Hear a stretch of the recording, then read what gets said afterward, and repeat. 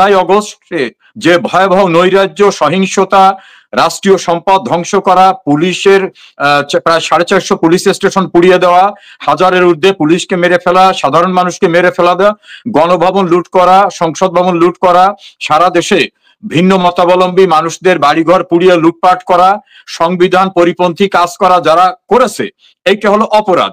সেই অপরাধীদের বিরুদ্ধে কোনো ব্যবস্থা নেওয়া হবে না। এইটার যে চুক্তিপত্র সেইটা হয়েছে স্বাক্ষর। এইটাকে সনদ বলা যাবে না, কারণ সনদের অর্থটা ভিন্ন। আর সনদ দেওয়ার জন্য অথরিটি লাগে। কিরকম? ধরেন বোর্ডের সনদ দিতে গেলে বোর্ডের চেয়ারম্যান এবং সেক্রেটারি লাগে। ইউনিয়ন পরিষদের সনদ দিতে গেলে নির্বাচিত চেয়ারম্যান লাগবে, পৌরসভায় লাগবে মেয়রকে। আবার যদি চরিত্রের সনদ চান তাহলে একজন গেজেটেড অফিসারের সার্টিফিকেট লাগবে। এই যে যারা সনদের নামে কাগজপত্র সই করছে, এদের কারোই কোনো লিগাল অথরিটি নাই। না ডক্টর ইউনূসের, কারণ তিনি ভোট পেয়ে কোনো আসন গ্রহণ করেন নাই, না অন্যান্য যারা স্বাক্ষর করেছেন তাদের কোনো লিগাল অথরিটি নাই। তো যাদের লিগাল অথরিটি নাই তারা কোনো সার্টিফিকেট দিতে পারে না। এরা একটা সমঝোতা চুক্তি করছে। কি চুক্তি? অপরাধ করেছি, অপরাধীদের বিরুদ্ধে কোনো ব্যবস্থা নেওয়া হবে না, আর বাংলাদেশ এইভাবে চলবে।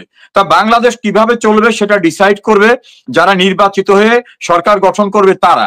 তো এখানে যারা বসা ছিলেন কেউ নির্বাচিত প্রতিনিধি না। সেই অর্থে আমি বলবো যে এটা কোনো সনদই না।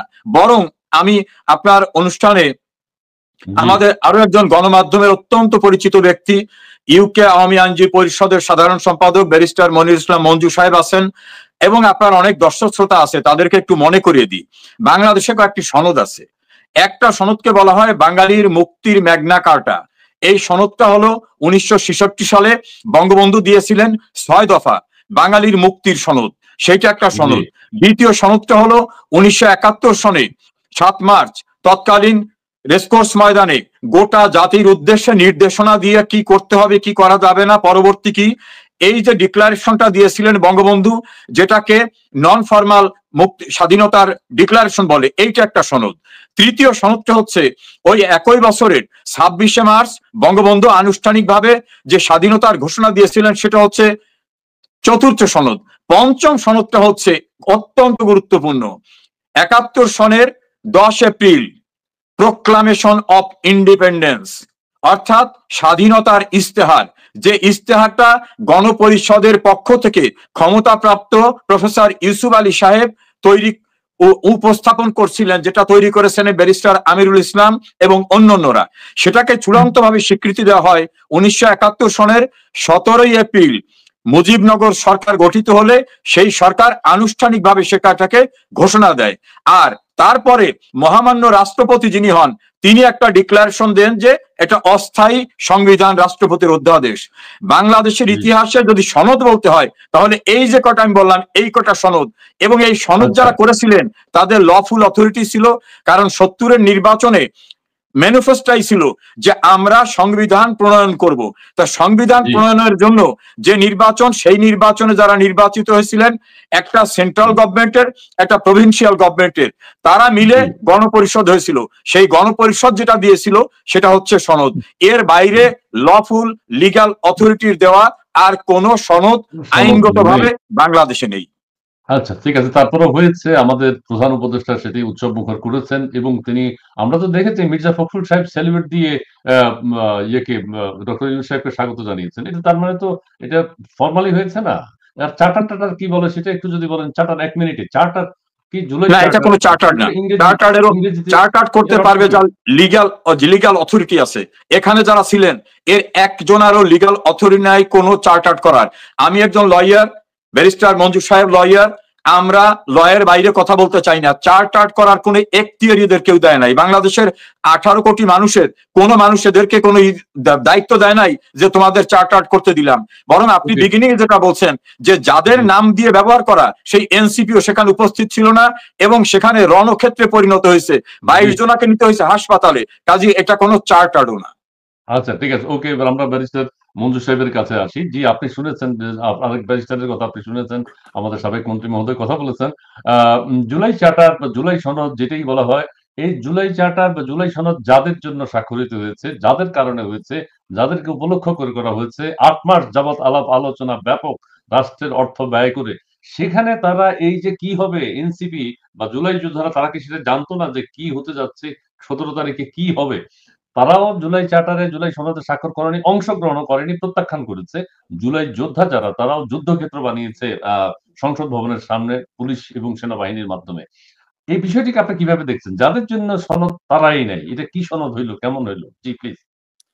ধন্যবাদ আপনাকে। ধন্যবাদ জানাচ্ছি সহ আলোচক এবং যারা শুনছেন সবাইকে। আসলে আমাদের সামনে যিনি এতক্ষণ কথা বললেন, তার সামনে তো কথা বলাটা অনেকটা একদম বেয়াদবির মতো হয়ে যায়। তিনি বাংলাদেশের রাজনীতিতে একজন প্রাণপুরুষ। কিরকম দেখেন, উনি বাংলাদেশের সর্বোচ্চ আদালত যেটি সুপ্রিম কোর্ট, সেই সুপ্রিম কোর্টের নির্বাচিত সাধারণ সম্পাদক ছিলেন। বাংলাদেশের সমস্ত আইনজীবীদের যে প্রতিষ্ঠান, যে প্রতিষ্ঠানটিকে বলে বাংলাদেশ বার কাউন্সিল, সেটির চেয়ারম্যান ছিলেন ২ বার। এবং তিনি বাংলাদেশের যে মহান জাতীয় সংসদ, সেই সংসদের ২ বার এমপি ছিলেন। বাংলাদেশের ক্যাবিনেটে মন্ত্রী ছিলেন এবং ২ বার মন্ত্রী ছিলেন। এবং বাংলাদেশ জি, আওয়ামী লীগ যে সংগঠনটি বাংলাদেশকে স্বাধীন করেছে, সেই সংগঠনের আইন বিষয়ক সম্পাদক ছিলেন। তো উনার জি। সামনে কথা বলতে গেলে অনেক সময় একটু মানে খুব ভয়ও লাগে। তারপরেও না, একটা তবুও অনুষ্ঠানে বলেন, এসেছি, তবুও উনার বলেন। প্রতি আমরা শ্রদ্ধা রেখেই তবুও বলি। বলেন, আমরা সাহস দিলাম। জি, জি জি, বলেন। যে কথাটি আমি বলতে চাচ্ছিলাম, আপনাকে বলি, জাতিসংঘ সনদ আপনার নাম শুনেছেন। জি, জাতিসংঘ জি। সনদ সহ যত রকমের সনদ পৃথিবীতে হয়েছে, এই সনদগুলা হলো কোন সনদের কিন্তু কোনো আইনগত ভিত্তি নেই। সেটার একটা নৈতিক ভিত্তি থাকে। সনদটা আর আইনের মধ্যে একটা পার্থক্য আছে। সনদ, যে ব্যক্তি সনদে স্বাক্ষর করে না, সে ব্যক্তির উপরে সনদ কার্যকর করা যায় না। বাংলাদেশে যদি কোনো সনদ হয়, সেই সনদে যদি বাংলাদেশ আওয়ামী লীগের মতো বিশাল একটা জনগোষ্ঠী যদি সেটাতে অংশগ্রহণ না করে, তাইলে এই সনদ বাংলাদেশ আওয়ামী লীগের কোনো নেতা, নেত্রী, কর্মীর উপরে বাধ্যতাকরী নয়। সনদ হচ্ছে অনেকটা কনভেনশনের মতো। আপনারা জানেন যে বাংলাদেশে নদীমাতৃক দেশ, মানে নদী হচ্ছে বাংলাদেশের মা, আর নদীর মা হচ্ছে ভারত, কারণ ভারত থেকে বাংলাদেশে নদীগুলো আসে। এই নদীর একটা কনভেনশন আছে, এটাকে বলে ইন্টারন্যাশনাল কনভেনশন অন রিভার। এই কনভেনশনে ভারত সিগনেচার করেনি এবং ইন্ডিয়াও করেনি, যার কারণে ভারত যদি আমাদেরকে নদীর পানি দেওয়া বন্ধ না, করে দেয়, আমরা ভারতের বিরুদ্ধে, ভারত ইন্ডিয়া এক হয়ে গেল। ভারত বাংলাদেশও সরি, করেনি বা ভারত আর চায়না, সরি, ভারত আর China, China. China, China, China. এখন ভারত এবং চায়না যদি আমাদেরকে পানি দেওয়া বন্ধ করে দেয়, ওই কনভেনশনের অধীনে গিয়ে কিন্তু আমরা মামলা করতে পারি না। কেন পারি না?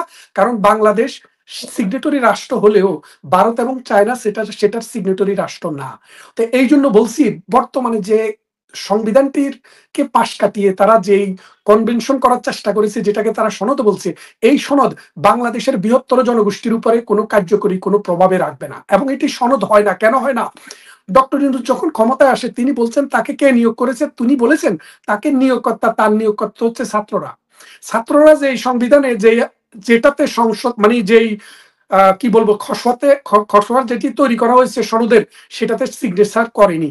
তাহলে ডক্টর ইউনূসের যিনি, যারা ডক্টর ইউনূসকে নিয়োগ করেছে, তারা কিন্তু তার পিছন থেকে সমর্থন তুলে নিছে। তাহলে ডক্টর ইউনূস এখন কার নেতা? আওয়ামী লীগের নেতা না। ভাইটাল প্রশ্ন। না, আমি শেষ করছি। মানে ডক্টর ইউনূস ছাত্রদের নেতা না, বিএনপিরও নেতা না, আওয়ামী লীগেরও নেতা না। তাহলে ডক্টর ইউনূস কে? তিনি হচ্ছেন জবরদখলকারী একজন বাটপার।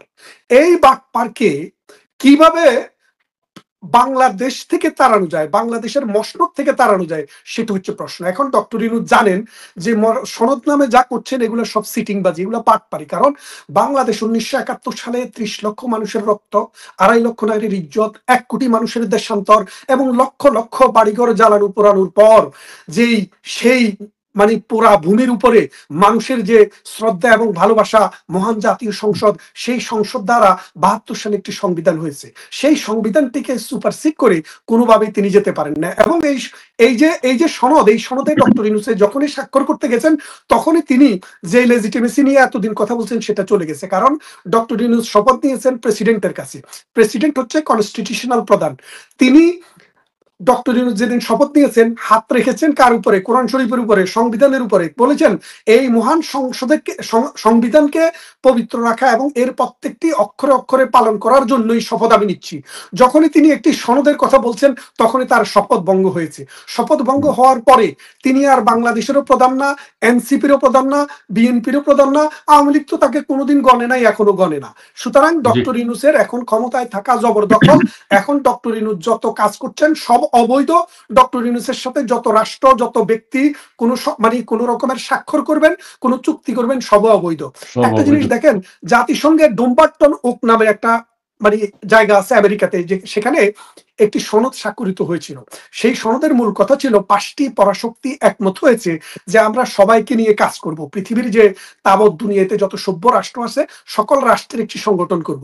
সেই সংগঠনে যে সনদটি হয় সেই সনদের ভিত্তিতে কিন্তু জাতিসংঘ নামক রাষ্ট্রপুঞ্জের জন্ম হয়েছে। সেখানে কিন্তু কোনো জবরদখল ছিল না, কাউকে কিন্তু সেখানে বাদ রাখা হয় নাই। বলছে যত জাতি গোষ্ঠী যারাই জয়েন করতে চায় সবার জন্য ওপেন। কিন্তু বাংলাদেশে যেই দলটি বাংলাদেশের জন্ম দিয়েছে, বাংলাদেশের মুক্তিযুদ্ধকে নেতৃত্ব দিয়েছে, তাদেরকে সেই সনদে স্বাক্ষর করা তো দূরের কথা, তাদের মতামত নেওয়া হয় নাই। ধরেন আওয়ামী লীগের বড় বড় কিছু নেতার বিরুদ্ধে আপনি অভিযোগ তুলতে পারেন, বাংলাদেশের পতাকা যারা বহন করে, বাংলাদেশকে যারা বিশ্বাস করে, জাতীয় পতাকা জাতীয় সঙ্গীতকে যারা বিশ্বাস করে, বাংলাদেশের সংবিধানকে যারা বিশ্বাস করে, তাদেরকে বাদ দিয়ে আপনি কিসের সনদ করেন?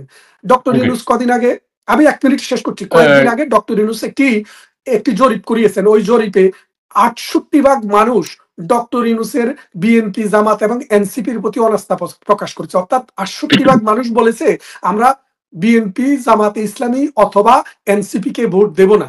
তার মানে কি 32% মানুষের ম্যান্ডেট নিয়ে 100% মানুষের পক্ষে কাজ করা, এটা শুধু অনৈতিক অবৈধই না, এটা হচ্ছে বাটপারি এবং সিটিংবাজি। ডক্টর ইউনূস বিশ্বমানের বাটপার বলেই এটা করতে পারছে। মান সম্মান ইজ্জত যদি থাকতো আরো অনেক আগেই তিনি লেজিটিমেট কোন গোষ্ঠীর হাতে ক্ষমতা দিয়ে চলে যেতেন। ধন্যবাদ। ওকে, ধন্যবাদ ব্যারিস্টার মনিরুল ইসলাম, আপনি চমৎকার বলেছেন। আমরা প্রিয় দর্শক, আপনারা যারা আমাদের অনুষ্ঠানটি দেখছেন, আপনারা লাইভটি একটু শেয়ার করে দিবেন, আপনাদের মতামত আমাদেরকে জানাবেন। আরপি স্টেশনের এই অনুষ্ঠানটি আরপি স্টেশনের ইউটিউব চ্যানেলে সরাসরি সম্প্রচারিত হচ্ছে। এছাড়াও পত্রিকার নাম মুন্না একটু নিয়ে আসো আজকের, হ্যাঁ জি, আমরা আবার ব্যারিস্টার সাহেবের কাছে যাবো, ব্যারিস্টার সমর রেজাউল করিম তার কাছে যাব এবং মনিরুল ইসলামও বেশ কিছু কথা বলেছেন। ব্যারিস্টার সমর রেজাউল করিম এখন সেই কথাটি বলবেন। এটা আরপি স্টেশনের ইউটিউব চ্যানেলে প্রচার হচ্ছে এবং আজকের কণ্ঠ ফেসবুক পেজ থেকে এই অনুষ্ঠানটি সরাসরি সম্প্রচার করা হচ্ছে। প্রিয় দর্শক, আমরা এখন আমাদের সমর রেজাউল করিম সাহেবের কাছে আমি বেশ কিছু প্রশ্ন এখন উপস্থাপন করব। একটা হচ্ছে, এটা কি ওয়ান কাইন্ড অফ ইনডেমনিটি, মানে আমরা যা করেছি সমস্ত কিছু ঠিক আছে, সবকিছু বৈধতা দেয়া, এটা একটা। আরেকটা হচ্ছে যে এইটা ব্যারিস্টার মনিরুল ইসলাম যেটা বললেন, ওনারা শপথ নিয়েছেন রাষ্ট্রপতির কাছ থেকে। তার মানে কি একটা চমৎকার শপথ ভঙ্গ হলো কিনা, ভায়োলেশন এসছে কিনা, সেটিও একটু বলবেন। আর দ্বিতীয় কথা হচ্ছে এনসিপি ওনার সমন্বয়করা আমাদের প্রধান উপদেষ্টা নিয়োগকর্তা।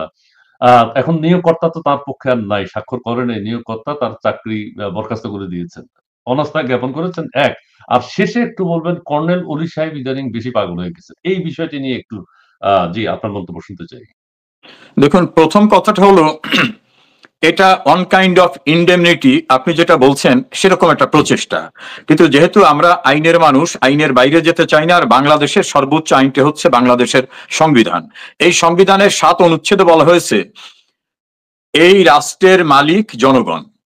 7 অনুচ্ছেদের 2-এ বলা হয়েছে জনগণের অভিপ্রায়ের পরম অভিব্যক্তি রূপে এই সংবিধানের অধীনে এবং কর্তৃত্বে জনগণের ক্ষমতার প্রয়োগ হবে। মনে করবেন যে এক হলো জনগণ মালিক, তারপর তাদের অভিপ্রায়ের অভিব্যক্তি এই সংবিধান, ফলে এই সংবিধানের অধীনে এবং কর্তৃত্বে সবকিছু হবে। 7-এর 2-এ বলা হয়েছে এই সংবিধানে যে আইন, এর পরিপন্থী যদি কোনো আইন হয়, যতটুকু পরিপন্থী ততটুকু বাতিল হবে। তার মানে হলো সংবিধানে যেটা নাই সেটা হবে না, আর এটা সর্বোচ্চ আইন। আর এই আইনটা হচ্ছে জনগণের অভিপ্রায়ের অভিব্যক্তি, মানে মানুষের ক্ষমতা হচ্ছে এই সংবিধানটা। তাহলে এই সংবিধানে কাউকে অপরাধ করার পরে ক্ষমা দেওয়ার কোনো বিধান নাই। আমি মনে করিয়ে দেই 1975 সনের 15 আগস্ট বঙ্গবন্ধুকে হত্যার পরে 1975 সনের 26শে সেপ্টেম্বর এই মোস্তাক, যিনি বর্তমান ইউনূসের মতো ভোট ছাড়া ক্ষমতায় বসছিলেন, তিনি একটা অর্ডিন্যান্স দিয়ে বলছিলেন যে শেখ মুজিবকে হত্যা করা, ক্ষমতা গ্রহণ করা সহ যা যা করা হয়েছে এইটা নিয়ে কোনো আদালতে কোথাও কোনো প্রশ্ন করা যাবে না, তাদের ইনডেমনিটি দিলাম। এরপরে জিয়াউর রহমান যখন পার্লামেন্ট গঠন করলেন 1979 সালে, তখন সেই পার্লামেন্টের 6 এপ্রিল এইটাকে বিল আকারে আনলো। কারণ রাষ্ট্রপতির অর্ডিন্যান্স তার আইন না, সংসদে যদি অ্যাপ্রুভ না হয় তাহলে ওটার কোনো ভিত্তি নাই। 9 এপ্রিল এইটাকে পাশ করার জন্য যখন সংসদে উপস্থাপন করা হলো, তখন সুরঞ্জিত সেনগুপ্ত, সুধাংশু শেখর হালদার এবং মিজানুর রহমান চৌধুরী তারা বললেন যে এমন আইন পাশ করেন না যেটা এই সংবিধানের সঙ্গে সাংঘর্ষিক। তখন বিএনপির কেন্দ্রীয় নেতারা বললেন যে না এটা ভোটাভুটিতে হবে। তা আওয়ামী লীগে তখন ভোট কম ছিল, ওনারা পাশ করলেন। 96-তে শেখ হাসিনা ক্ষমতা আসার পরে পার্লামেন্টে এটাকে বাতিল করলেন। বাতিলের পরে ওনারা সুপ্রিম কোর্টে গেলেন, প্রথম হাইকোর্টে, তারপর অ্যাপিলেট ডিভিশনে। অ্যাপিলেট ডিভিশন বলল সংবিধানে যেটা নাই এটা যদি সংসদের 300 এমপি মিলেও পাশ করেন সেটা গ্রহণযোগ্য না। এক। দুই, যারা ক্ষমতা অবৈধভাবে দখল করছেন বা খুন করছেন এটা অপরাধী, রাষ্ট্রদ্রোহী, তস্কর, দুর্বৃত্ত, তাদেরকে শাস্তি দেওয়ার জন্য সংসদকে আইন প্রণয়ন করতে বলে দিল। তার ফলে সংসদ আইন প্রণয়ন করলো এবং সংবিধানের 7-এর এ অনুচ্ছেদকে যুক্ত করলো। 7-এর এ অনুচ্ছেদ কি?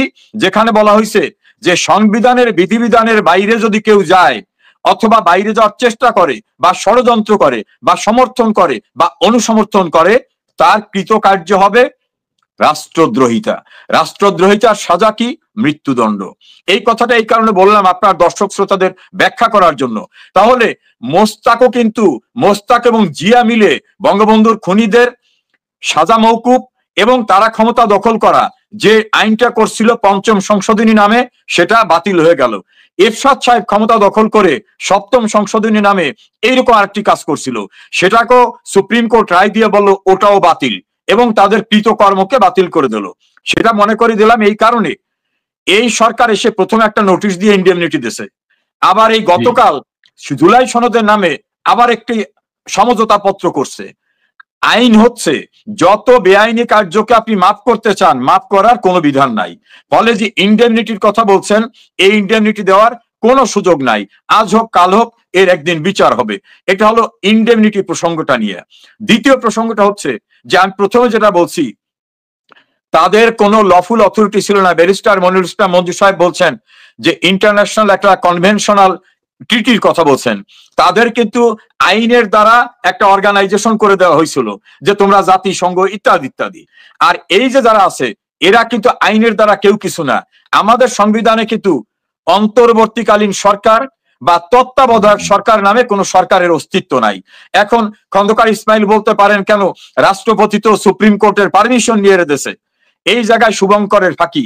রাষ্ট্রপতি সুপ্রিম কোর্টের পরামর্শ চেয়েছিলেন, সুপ্রিম কোর্ট বলছে শূন্য অবস্থায় জরুরি কার্য নির্বাহ করার জন্য আপনি প্রধান উপদেষ্টা এবং উপদেষ্টা নিয়োগ করতে পারেন, শপথ পড়াতে পারেন। একবারও সুপ্রিম কোর্ট বলে নাই যে আপনি অন্তর্বর্তীকালীন সরকার নিয়োগ করতে পারেন। এখন ওই প্রধান উপদেষ্টা এবং উপদেষ্টাদের আমি যদি লফুল্লি ধরে নিই তাহলে তারা রাষ্ট্রপতির উপদেষ্টা, সরকার নামে কোনো অস্তিত্ব সংবিধানে নাই।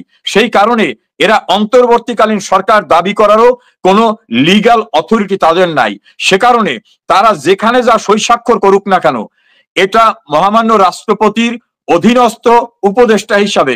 আপনি একটা জিনিস মনে করে দেখবেন, নিউজের সম্পাদক নুরুল কবির ডক্টর ইউনূসের ইন্টারভিউ নিয়ে বলছিলেন যে নানা আলোচনা তো হচ্ছে, মানে তার আগেই কিন্তু আমি এপ্রিলে এইটার উপরে একটা আলোচনা করেছিলাম, আপনার সঙ্গে করেছিলাম, ফজলুল বারী নবনীতার সঙ্গে। বলছে আপনি কার উপদেষ্টা? এই ইউনূস কিন্তু বলছে যে আমি যে কার উপদেষ্টা এটা তো আমিও ভেবে দেখিনি। কারণ তত্ত্বাবধায়ক সরকার থাকলে সেই সরকারের উপদেষ্টা হয়, অন্তর্বর্তীকালীন সরকার থাকলে অন্তর্বর্তীকালীন সরকারের উপদেষ্টা হয়। তো যেখানে সরকারই নাই উনি কার উপদেষ্টা এটা উনি নিজেও জানেন না। ফলে এই যে স্ট্রাকচারটা, তারা যাই কিছু করুক না কেন তাদের কোনো লফুল অথরিটি নাই এবং তারা যেটাই করে যাবেন না কেন সেটার আইনগত কোনো ভিত্তি হিসাবে কখনো রচিত হবে না। আচ্ছা, ধন্যবাদ আপনাকে। আচ্ছা, তো এটা হতে পারে না প্রধান উপদেষ্টা উপদেষ্টাদের উপদেষ্টা, মানে যারা উপদেষ্টা আছে আসিফ নজরুল স্যার সহ যারা উপদেষ্টা আছেন তাদেরকে উপদেশ দেন তিনি, এরকম কিছু কি? না, এটা না না না না, সুযোগ নেই। কারণে তার কর্মক্ষেত্র নির্ধারণ করা আছে, পোস্টটির নাম হচ্ছে প্রধান উপদেষ্টা। উনি কাকে উপদেশ দেবেন এইটা আমাদের তো রুলস অফ বিজনেস আছে, মন্ত্রণালয় পরিচালনার নিয়ম আছে, ক্যাবিনেট ডিভিশনের নিয়ম আছে, রাষ্ট্রীয় প্রিন্সিপাল আছে। কোন জায়গায় লেখা নাই উনি কারে উপদেশ দেবেন। এই ধরেন বেগম খালেদা জিয়ার অনেক উপদেষ্টা আছে, আমাদের নেত্রী শেখ হাসিনার অনেক উপদেষ্টা আছে। এই উপদেষ্টা উপদেশ নিজে নিজে দিতে পারবেন, কিন্তু তার উপদেশ ওই যে ব্যারিস্টার মঞ্জু বলছেন তার উপদেশের কোনো ম্যান্ডেটরি কোনো অ্যাকসেপ্টেবিলিটি কিছু নাই। আর তিনি যে উপদেশ দেবেন ধরেন গাছের গোড়াই যদি কেটে যায় তোর উপর কিছুই না, তারই তো কোনো লফুল ভিত্তি নাই। আচ্ছা, ওকে, অনেক ধন্যবাদ, অনেক ধন্যবাদ ব্যারিস্টার মনিরুল ইসলাম। আপনার কাছে এখন যে বিষয়টি উত্থাপন করবো সেটা হচ্ছে 1400 বার ফাঁসি নিয়ে আন্তর্জাতিক অপরাধ ট্রাইব্যুনাল। আমরা জুলাই সনদ নিয়ে আর কথা বলতে চাই না, এটা আপনারা বলেছেন অবৈধ, এটার কোনো ভিত্তি নেই। আন্তর্জাতিক অপরাধ ট্রাইব্যুনালের আমাদের চিফ প্রসিকিউটর তিনি অনেক নতুন নতুন কথা বলেন, উদ্ভাবনী শক্তি আছে। গুলি করার পর মাথায় চুল থাকার কারণে কি মাথায় চুল আগুন জ্বলে গেছে কি যেন কি একটা বলেছেন, সবাই ভাইরাল করতেছে। এছাড়া 1400 বার ফাঁসির বিষয়ে একজন চিফ প্রসিকিউটর থেকে বলতে পারেন কিনা, সিদ্ধান্ত জানাতে পারেন কিনা, আপনার আইনের দৃষ্টিতে আপনি একটু এই বিষয়টির ব্যাখ্যা করেন, আমি পরবর্তীতে অন্য বিষয়ে আসবো। জি। ধন্যবাদ আপনাকে, ধন্যবাদ জানাচ্ছি যারা শুনছেন। একটা কথা আপনাকে বলি, প্রথম যে কথাটা, একটা বিচার যে হবে, এই বিচারের জন্য একটা সুনির্দিষ্ট আইন লাগবে। আইনের ভিত্তিতে তো মানে রুল অফ ল হচ্ছে আমরা যে সভ্য মানুষ, পৃথিবীতে যে সভ্য দেশ, সভ্যতার what is the basis of civilization? সিভিলাইজেশনের ভিত্তি হচ্ছে রুল অফ ল, অর্থাৎ সুনির্দিষ্ট আইনের ভিত্তিতে আপনি হত্যার বিচার করেন, আপনি মৃত্যু মানে চুরির বিচার করেন, ডাকাতির বিচার করেন অথবা সিভিল বিচার করেন, সবকিছুর বিচারের ভিত্তিটা হচ্ছে রুল অফ ল, অর্থাৎ একটা রুল থাকবে, সে রুলে বিচার করবেন। দেখেন 1971 সালের 26শে মার্চ থেকে 16ই ডিসেম্বর পর্যন্ত রাষ্ট্রে যখন সরকার ছিল না, রাষ্ট্রের সরকার ছিল তখন বনবাসে। কোথায়? ইন্ডিয়াতে। যার কারণে আমাদের রাষ্ট্রের একটা রাষ্ট্রের 4টা উপাদান থাকে। একটি হলো জনগোষ্ঠী, একটি হলো একটা নির্দিষ্ট ভূখণ্ড, একটি হচ্ছে সরকার, আরেকটা হলো সার্বভৌমত্ব। তা আমাদের 3টি উপাদান ছিল, কিন্তু সার্বভৌমত্ব নামে যে উপাদান, সেই উপাদানটি ছিল না। যার কারণে সেই সময় আমাদের এই রাষ্ট্রটি ফাংশনিং ছিল না। এই কারণে 1971 সালের 26শে মার্চকে আমাদের স্বাধীনতা দিবস ধরা হয়, আর 16ই ডিসেম্বরকে আমাদের বিজয় দিবস ধরা হয়। 16ই ডিসেম্বরে বিজয় হওয়ার পর থেকে আমাদের গভর্নমেন্ট অ্যাক্টিভ হচ্ছে। তার মানে হচ্ছে 1971 সালের 26শে মার্চ থেকে 16ই ডিসেম্বর পর্যন্ত সময়ের ভিতরে এই রাষ্ট্রের ভিতরে যে অডাসিটি হয়েছে, সে সময় অ্যাক্টিভ কোনো গভর্নমেন্ট না থাকার কারণে আমরা বিচার করতে পারিনি। সেই সকল ক্রিমিনাল অফেন্সের, বিশেষ করে যুদ্ধকালীন সময়ে গণহারে যেসব অপরাধ হয়েছে, সেই অপরাধগুলো বিচার করার জন্যই বাংলাদেশে 73 সালে একটি আইন করা হয়, যে আইনটিকে বলা হয়েছে যে আন্তর্জাতিক অপরাধের বিচার। মানে আন্তর্জাতিক অপরাধের বিচার বলতে কি বোঝানো হয়েছে? 4টা বিচারকে, 4টা বিষয়কে, যুদ্ধ অপরাধ, গণহত্যা, মানবতা বিরোধী অপরাধ এবং আরেকটি হচ্ছে অ্যাগ্রেশন। অর্থাৎ একটা রাষ্ট্র যদি আরেকটা রাষ্ট্রকে দখল করে, কেউ যদি গণহত্যা করে, কেউ যদি মানবতা বিরোধী অপরাধ করে, অথবা যুদ্ধ অপরাধ, যেমন মনে করেন মানুষকে ধর্মান্তরিত করে ফেললো, গ্রাম পুড়িয়ে দিল, বাড়িঘর জ্বালিয়ে দিল, এগুলো হলো যুদ্ধ অপরাধ। এই অপরাধগুলোর জন্য 1973 সালে বাংলাদেশে একটি আইন করা হয়। এখন যে আইনটি করা হয়েছে 1971 সালের 26শে মার্চ থেকে 16ই ডিসেম্বর সময়ের বিচার করার জন্য, সেই বিচারটি আপনি করতেছেন 2024 সালের মানে জুলাই মাসের 16 তারিখ থেকে আগস্ট মাসের 8 তারিখ পর্যন্ত সময়ের জন্য। তাহলে আপনি খেয়াল করে দেখেন, মূলত এই আইনে এই বিচারে তো চলার কোনো সুযোগ নেই। আপনি যদি আমার কথাটা ধরেন না, আপনি 1971 সালের 73 সালে যখন পার্লামেন্ট বসে, ওই পার্লামেন্টে 16 কার্য দিবস এই বিষয়গুলো নিয়ে আলাপ আলোচনা হয়েছে। পার্লামেন্টারি হ্যান্ডসেট বলে, অর্থাৎ পার্লামেন্টে যেসব আলাপ আলোচনা হয়, এই আলাপ আলোচনাগুলোকে বলে হ্যান্ডসাট। আপনি চাইলে এখনো সেই হ্যান্ডসাট গুলা নিতে পারেন, আমার কাছেও কপি আছে।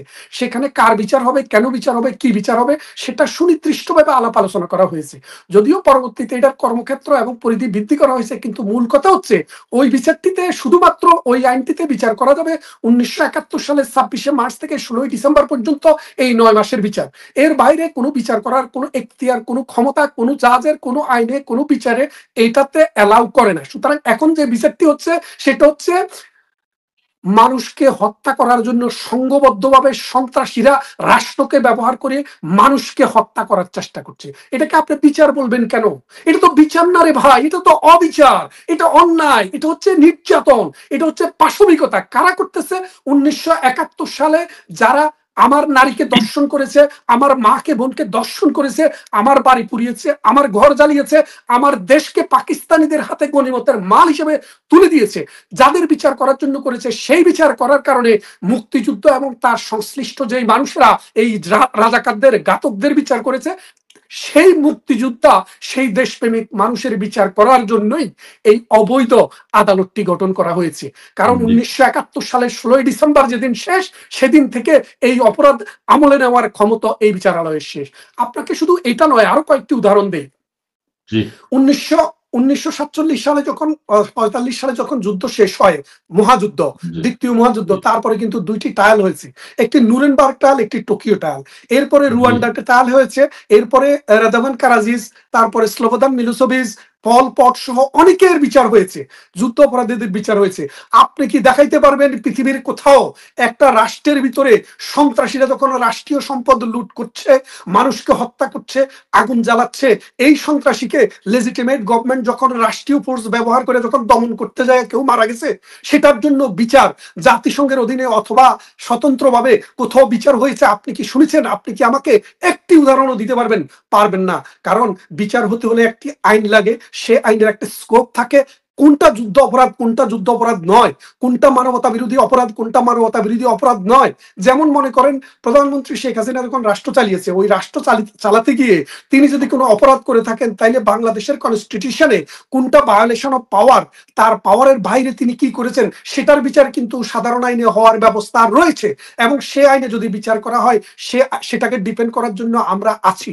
এবং একটা কথা বলে রাখি, রাষ্ট্র যদি কোনো বিশেষ পরিস্থিতিতে জনগণকে, অর্থাৎ যদি সন্ত্রাসীকে হত্যা না করে, সন্ত্রাসীকে যদি অ্যারেস্ট না করে, গ্রেপ্তার না করে, তাদের উপরে যদি অস্ত্র না চালায়, তাহলে রাষ্ট্র ফেল। যেমন মনে করেন আপনাকে দায়িত্ব দিছি কি জন্য? আপনাকে দায়িত্ব দেওয়া হয়েছে যে আপনি, আমার এই ব্যাটালিয়ন সৈন্য আপনাকে দিয়েছি, এখানে যেন কোনো মানুষের জীবন নাশ না হয়, এখানে যেন কোনো রাস্তায় আগুন না হয়, এখানে যেন কোনো সেতু ভবনে আগুন না হয়, এখানে যেন আমার রেল ভবনে আগুন না হয়, আমার যেন মেট্রো রেলে আগুন না হয়। সেটাকে দমন করতে হবে। কে দমন করবে? রাষ্ট্র দমন করবে। কিভাবে দমন করবে? কেউ যদি 2-4 জন মানুষ এসে ইটা মারে, তাকে আপনি ইটা মেরে দৌড়াইয়া দিবেন। আর কেউ যদি সংঘবদ্ধ 6.72 বোরের রাইফেল নিয়ে গণহারে গুলি করে মানুষকে নির্বিচারে হত্যা করে, তাদেরকে হত্যা করা রাষ্ট্রের দায়িত্ব, রাষ্ট্রের কর্তব্য। সেই হত্যা যদি না করে, তাহলে রাষ্ট্র অপরাধী হতো। তাহলে শেখ হাসিনা এবং তার যে জনবল, তার যে বাহিনী যেই কাণ্ড করেছে, যদি করে থাকে, সেটা তাদের লেজিটিমেট রেসপন্সিবিলিটির ভিতরে পড়ে। এখন যে অপরাধের বিচার নামে বাংলাদেশে যেটা হচ্ছে, এটা হচ্ছে আইনকে ধর্ষণ, মুক্তিযুদ্ধকে ধর্ষণ। এবং হুমায়ুন আজাদ একটা কথা বলেছিল, আপনি হয়তো শুনে থাকবেন, বলেছিলেন এই জমিনে একদিন বিচার হবে। কাদের বিচার হবে? যারা বাংলাদেশ স্বাধীন করেছে, মুক্তিযুদ্ধ করার জন্য তাদের বিচার হবে। আপনি জানেন হুমায়ুন পরিধি একটি সিনেমা করেছে, সেই সিনেমায় তিনি বলেছেন, এখন আমার সময় এসেছে, যারা যারা মুক্তিযুদ্ধ করেছে তাদেরকে আমি বিচার করব, আর রাজাকার যারা, তাদেরকে জাতির শ্রেষ্ঠ সন্তান হিসেবে পুরস্কৃত করব। বাংলাদেশে সেটাই হচ্ছে। বাংলাদেশে যেটা হচ্ছে, এটা হচ্ছে সিনেমা চলছে। 3 ঘন্টা বাংলাদেশে সিনেমা চলে না, আপনি 3 ঘন্টা সিনেমা চলছে। এই দেশ আমাদের, এই দেশ আমার পূর্বপুরুষেরা রক্ত দিয়ে স্বাধীন করেছে, আমার মা আমার বোন ইজ্জত দিয়ে দেশ স্বাধীন করেছে, আমরা আবার আসবোই আসবো। এখনো বাংলাদেশে যা হচ্ছে, এটা অন্যায়, এটা অবিচার, এটা মানবতার বিরুদ্ধে অপরাধ। এই অপরাধের বিচার আমরা করবই। এই জাতির কাছে, মানুষের কাছে ওয়াদা করে গেলাম, আমার যদি জীবন বেঁচে থাকে, এই বিচার, এই বিচারে আমি একজন আইনজীবী হিসেবে আদালতে দাঁড়াবো। ডক্টর ইনুস যদি বেঁচে থাকে, আইনের মুখোমুখি হবে। আর যদি মরে যায়, অলিভার ক্রমওয়েলের মতো তাকে কবর থেকে তুলে তার হাড়গোড়কে ফাঁসিতে ঝুলাবো আমরা। ওকে, ওকে, অনেক ধন্যবাদ, অনেক ধন্যবাদ। দর্শক মন্ডলী, আমি আজকে 2 ব্যারিস্টারের সাথে আছি, আমি একটু বিপদেই আছি। এখন এদের কাউকে থামানো যায় না, ওনারা আইনের ব্যাখ্যা দিতেই থাকেন, আইনের ব্যাখ্যা চলতেই থাকে। এটা অবশ্যই দরকার আছে। আমি এখন ব্যারিস্টার সমরে জাওয়াল করিম আপনার কাছে আসবো অন্য একটা প্রসঙ্গ, অন্য প্রসঙ্গ না, এইটার সাথে রিলেটেড। সেটি হচ্ছে যে বাংলাদেশে 2009 এর আগে যে বোমা হামলা বা গ্রেনেড হামলা যা কিছু হয়েছে, সেটি হয়েছে। কিন্তু 2009 থেকে শুরু করে যদি 2009 তে বিডিআর হত্যাকাণ্ডের সময় তৎকালীন প্রধানমন্ত্রী শেখ হাসিনাকে হত্যার চক্রান্ত করা হয়েছিল। এবং সেখানে হত্যা করতে না পেরে সেনাবাহিনীর উপর স্টিম রোলার চালানো হয়েছে। ৫৭ জন মেধাবী সেনাবাহিনীর সদস্যকে হত্যা করেছেন নৃশংসভাবে। তার মধ্যে সবচেয়ে বেশি নৃশংসতা দেখিয়েছে তাকে কর্নেল গুজারকে হত্যা করার সময়। কর্নেল গুজারের মেরুদণ্ড ভেঙে দিয়েছে। কর্নেল গুজারের চোখ উপড়ে ফেলেছে। কর্নেল গুজারের হাড় ঝাঁঝরা করে ফেলেছে। কি কারণ? কর্নেল গুলজার জঙ্গিবাদের বিরুদ্ধে কথা বলেছে, জঙ্গিবাদকে কন্ট্রোল করার জন্য নানানভাবে সেনাবাহিনীর পক্ষ থেকে উদ্যোগ নিয়েছে। তাকে দেখে নিতে হবে। ঠিক আছে? শেখ হাসিনাকে মোট ১৯ বার হত্যা করার চেষ্টা করা হয়েছে। ২০২৪ আমরা দেখি তার ধারাবাহিকতা। শেখ হাসিনাকে হত্যা করার ষড়যন্ত্র করা হয়েছে, কিন্তু হত্যা করতে পারে নাই। সারা দেশে স্বাধীনতা, মুক্তিযুদ্ধ সমস্ত কিছু ভেঙে চুরে খান করে দিয়েছে। এবং ২০২৫ সালে আন্তর্জাতিক অপরাধ ট্রাইব্যুনাল আবার সেনাবাহিনীর বিরুদ্ধে যারা মুক্তিযুদ্ধের পক্ষে, স্বাধীনতার পক্ষে, সার্বভৌমত্বের পক্ষে, তাদেরকে তাদেরকে জনবিচ্ছিন্ন এবং তাদেরকে নাজেহাল করার জন্য নানান উদ্যোগ নিচ্ছে আন্তর্জাতিক অপরাধ ট্রাইব্যুনাল। এবং সেটা আমরা দেখতে পেয়েছি, সেনাবাহিনীর সদস্যদের বিরুদ্ধে মামলা হয়েছে, গ্রেপ্তারি করানো হয়েছে। আপনার কাছে এই ধারাবাহিকতাটা একটু শুনবো। তার পাশাপাশি সেনাবাহিনীর উপর এখন যে একটা বিভেদ তৈরি হয়েছে দেখতে পাচ্ছি আমরা। ষড়যন্ত্র মোকাবেলা করা হচ্ছে।